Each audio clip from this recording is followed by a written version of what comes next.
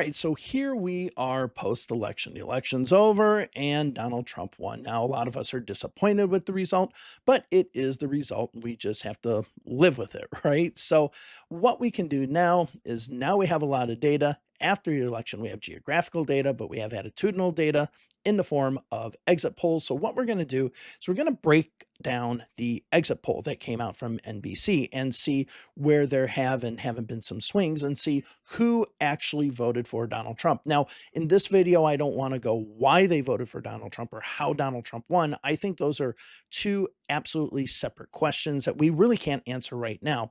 We can only look at who voted for Donald Trump, and then those other questions can be asked in the future. And the reason why I want to focus on these exit polls right away and talk about who voted for Donald Trump is because there seems to be a lot of misinformation as to who voted for whom. Now, I'm not saying this is disinformation, that people are doing this on purpose, but what we are seeing is that some people like Maureen Dowd write that black voters voted in large numbers for Donald Trump compared to in previous elections, but the data just doesn't show that to be the case. So let's go ahead and look at some of the demographics. I'm only going to be focusing on things that we can see either big shifts or maybe dispel some myths. So let's go ahead and start with the myth dispelling first. Now, there was one hill that I was willing to die on when it came to voting behavior, and that was Republicans for Harris. This whole Republicans for Harris movement, I kept on saying time after time was a myth. A lot of people were putting in the comments saying, what about all these voters that are going to vote for Harris or Republicans? Well,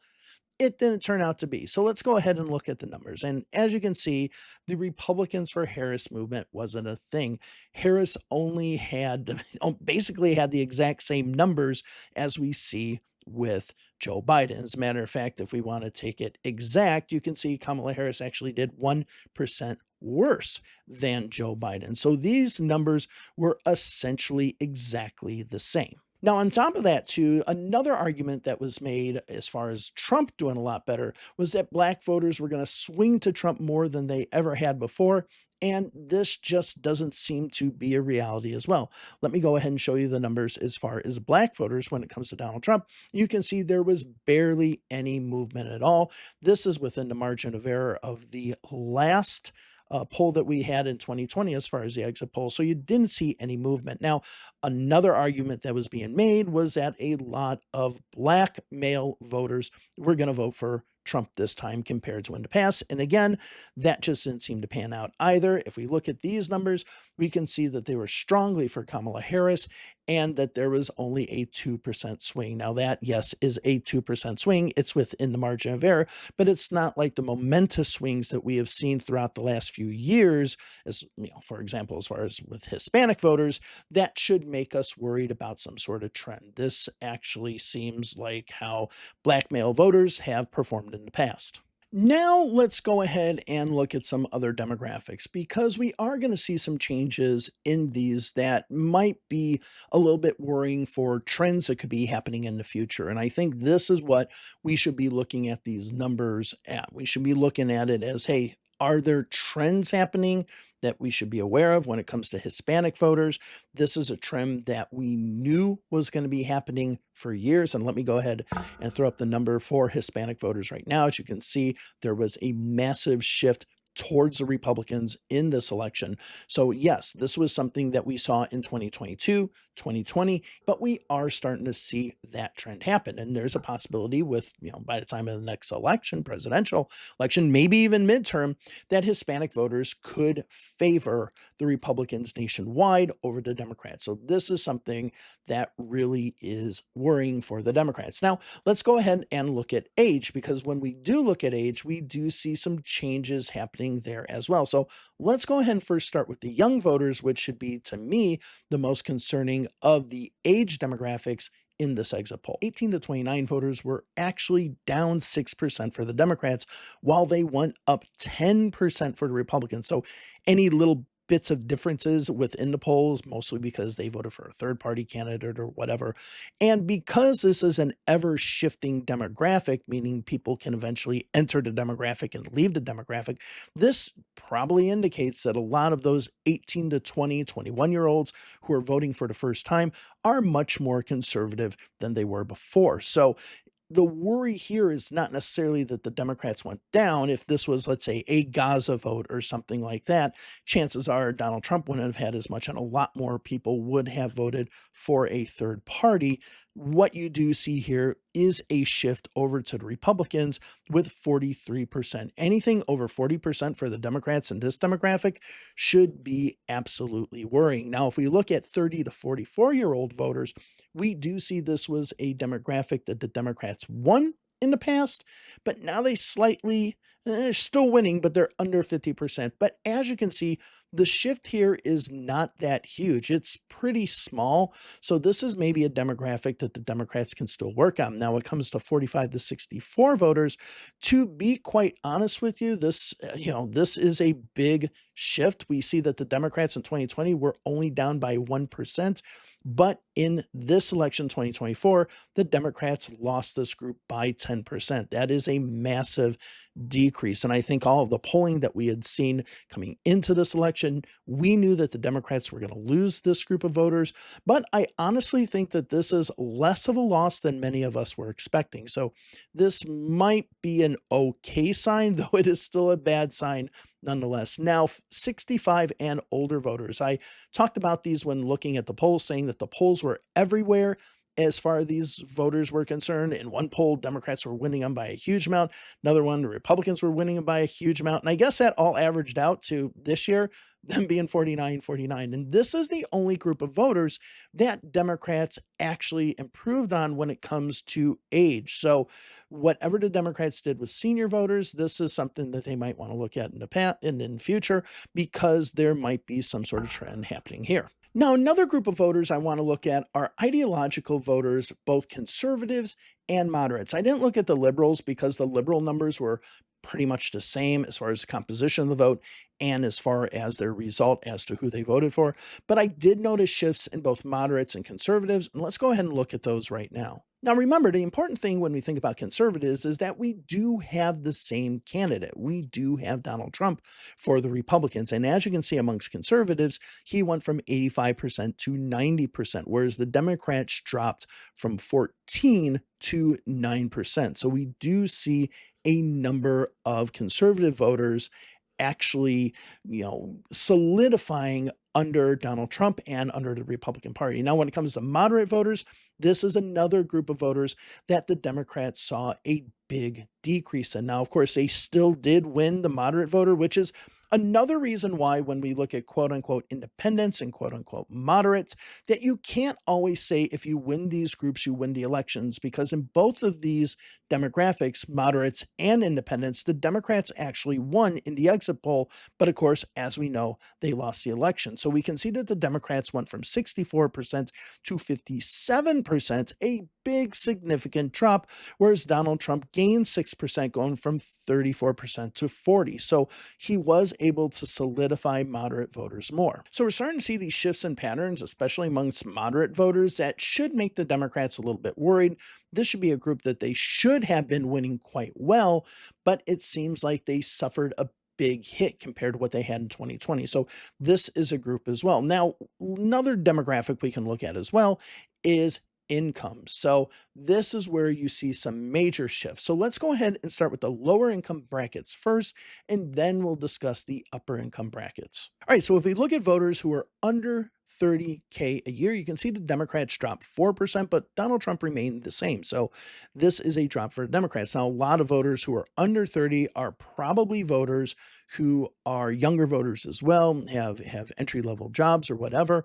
And so therefore, you might have more of them breaking over to the independent side, maybe regarding issues like Gaza or whatever. So we do see a little bit of a dent there for the Democrats. Now, if we look at the 30,000 to 50,000 range, we see the Democrats have a major hit. This is when you start getting into families that are going to start noticing the effects of inflation in their everyday lives. So you see that the Democrats took a big hit from 56% to 45%, with Donald Trump winning 53% this time and having a 10-point jump. So that is a huge jump for the Republicans. Now, if we look at those who make between 50,000 and 100,000, again, we see the Democrats with a big drop. So we can see the Democrats amongst this group lost 11%, going from 57% for Joe Biden in 2020 to 46% for Kamala Harris, which means that Donald Trump won this group, going up from 42%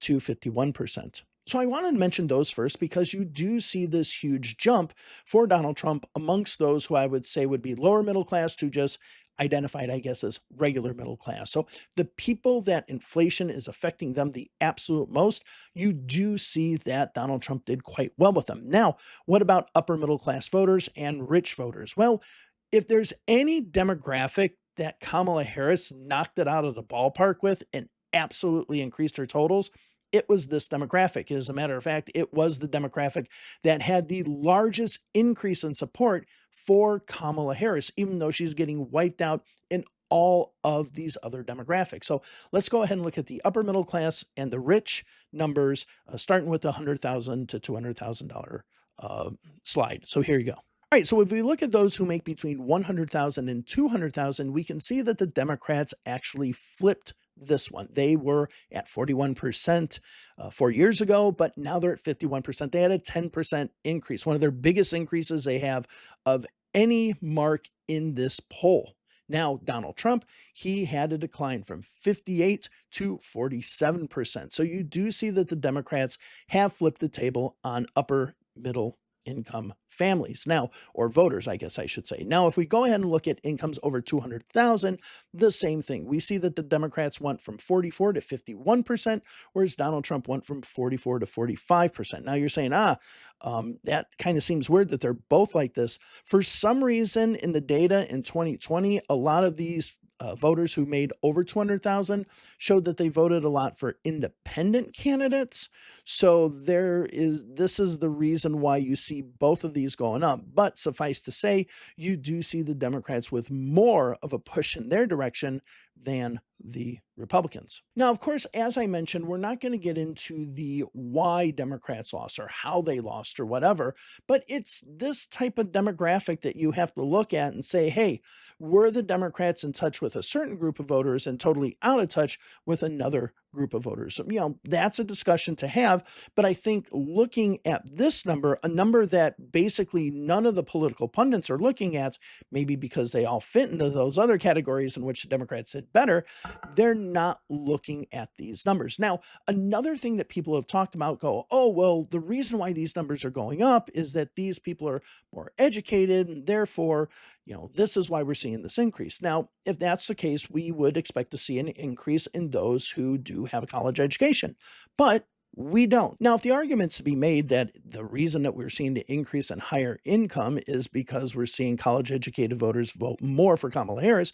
as you can see, college-educated voters were exactly the same as they were in 2020. There was no change whatsoever when it came to those voters. Now, if we look at non-college educated voters, we see that the Democrats lost quite a bit, going from 48% to 42%, with Donald Trump increasing 50 to 56%. So this was a very close demographic last time, but it is one now in which the Republicans have opened a gap. So yeah, see, overall, if this whole idea that more income means that you're educated, which by the way is a big flaw, okay? Where would Bill Gates, where would Mark Zuckerberg fall in this category, right? Would they fall under non-college educated because they didn't complete their degrees where they were, right? So to say that income is connected to education is a falsehood. But as you can see here, college educated voters, they didn't change at all from what they had in 2020. Now, with that being the case, let's go over some of the other data that I found quite interesting when we look at some other numbers that there are.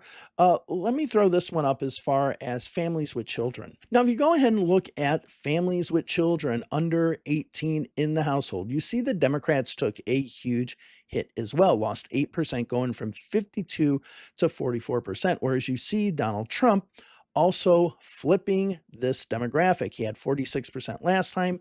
He has 53% this time. So we do see quite a big shift amongst those electorate. Now, let's go ahead and look at those who served in the military, because this one I found very interesting, especially if we're going to be talking about the issue of quote unquote patriotism, right? We see that the Democrats lost 10% amongst those voters who were in the military, who have served in the military, going from 44% to 34%. As we can see with Donald Trump, we see that he was obviously winning them last time, but has increased that number quite a bit and is now at 65%. So this was just some of the data that I wanted to look at when it came to the exit polls, because I think it gives us a good idea of where the electorate is, where the electorate's going, where the Democrats need to improve, where they need to make sure that they keep building. Because honestly, with the exception of voters making over $100,000 a year, there doesn't seem to be anything positive out of these exit polls for the Democrats. I guess it just comes to the point now of which crosstab or which demographic is the least worst for the Democrats, and kind of build on that. But again, as I mentioned, this video is not about how they lost or why they lost. It was just looking at some of the demographics. Now, other numbers that I didn't mention, such as white voters, for example, many of these numbers were essentially the same. So I didn't really want to talk about numbers that we didn't see any major shifts in. I wanted to bring up numbers that were, I think, very important, and numbers that maybe dispel some of the myths that have been out there, like the Republicans for harassment, or one of these things that we really need to know more about, such as that income disparity and how much of a difference that we're seeing in that vote there. All right, well, thank you very much for joining me. I'm back after the election, finally got rested, so there will be more videos. I will be doing a live stream every night, so I'm probably going to be doing more live streams than regular videos. So go ahead and join those live streams starting at 7 p.m. Eastern time on the East Coast in the United States. So thank you all very much. Thank you for joining me. I will see you in future videos. Have a wonderful day wherever it is you are. See you later. Bye-bye.